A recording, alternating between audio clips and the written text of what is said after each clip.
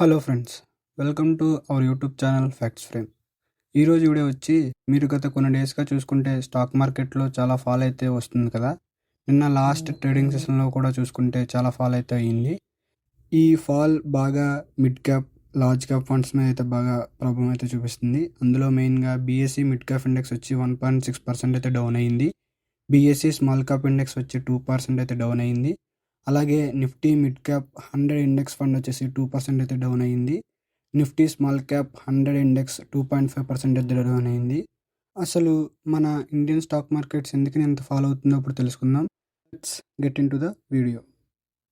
మన Indian stock markets ఇంత fall అవ్వడానికి మెయిన్గా 3 రీజన్స్ ఉన్నాయి.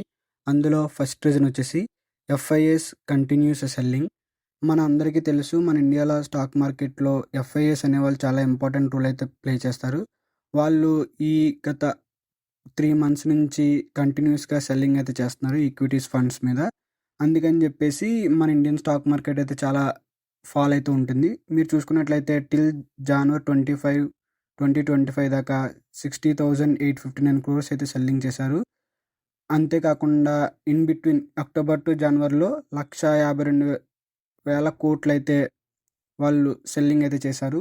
ఈ ఎఫ్ఐఎస్ సెల్లింగ్ ఎందుకు ఇంత హార్ష్గా చేస్తున్నారంటే డాలర్ బాగా స్ట్రాంగ్ అయింది. అంతేకాకుండా మన రూపీ కూడా చాలా వీక్ అయితే అవుతుంది. సో దానికని చెప్పేసి ఎఫ్ఐఎస్ వాళ్ళు ఫుల్గా సెల్లింగ్ అయితే చేస్తున్నారనమాట. ఇది first reason. Next second reason వచ్చేసి Q3 ఎర్నింగ్స్ అయితే ఇంకొక రీజన్ కింద అయితే మనం చెప్పుకోవచ్చు. ఎన్ఎస్సి అండ్ బిఎస్సి లిస్ట్ అయిన కంపెనీస్ అన్నీ వాటి Q3 రిజల్ట్స్ని అయితే అనౌన్స్ చేశాయి. అందులో మీరు చూసుకున్నట్లయితే ఏ కంపెనీకి కూడా except HDFC bank I guess మిగతా ఏ కంపెనీస్కి కూడా పాజిటివ్ రిటర్న్స్ అయితే రాలేదు. సో అది కూడా మన డిఐఐ డొమెస్టిక్ ఇన్వెస్టర్స్ అయితే వాళ్ళు మైండ్లో పెట్టుకుని చాలా జాగ్రత్తగా అయితే ఇన్వెస్ట్మెంట్ అయితే చేస్తున్నారు. ఇంకా లాస్ట్గా థర్డ్ రీజన్ వచ్చేసి pressure on large cap funds selling. Like ఇప్పుడు మన ఇండియన్ స్టాక్ మార్కెట్లో మీరు చూసుకున్నట్లయితే 3 types ఆఫ్ ఫండ్స్ అయితే ఉంటాయి. అందులో మెయిన్ది large cap fund, mid cap fund and small cap fund.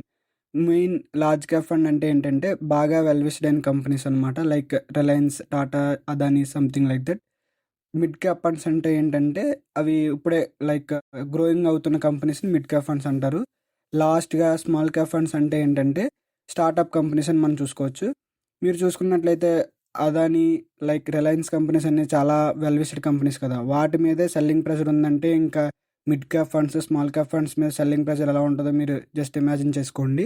అది కూడా మెయిన్ రీజన్. అండ్ నెక్స్ట్ వచ్చేసి మీరు లాస్ట్ ట్రేడింగ్ సెషన్ అంటే ఎస్టర్డే ఫ్రైడే మీరు చూసుకున్నట్లయితే నిఫ్టీ ఫుల్గా రెడ్లోనే అయితే ఉంది. 23,100 దగ్గర అయితే నిఫ్టీ క్లోజ్ అయింది. That is 3% downfall. ఈ వీక్ మొత్తం 2300, 200 దగ్గర సపోర్ట్ జోన్ అయితే ఉన్నా సరే లాస్ట్ ఫ్రైడే అయితే 23,100 దగ్గర అయితే ఆగిపోయింది. అండ్ బీఎస్సీలో వేరియస్ సెక్టార్స్ అయితే ఉంటాయి కదా, ఆ సెక్టార్ ఫండ్స్ కూడా మొత్తం ఫాల్ని అయితే చూస్తున్నాయి ఎక్సెప్ట్ బీఎస్సీ ఐటీ సెక్టార్ తప్ప. అండ్ మెయిన్గా ఇంకొకటి యుఎస్ఏ ప్రెసిడెంట్ డొనాల్డ్ ట్రంప్ అయితే అయ్యారు. డొనాల్డ్ ట్రంప్ అయిన తర్వాత డాలర్ అయితే బాగా స్ట్రాంగ్ అయింది. మన రూపీ అయితే చాలా చాలా వీక్ అయితే అవుతుంది. ఇది కూడా మెయిన్ రీజన్ అనమాట.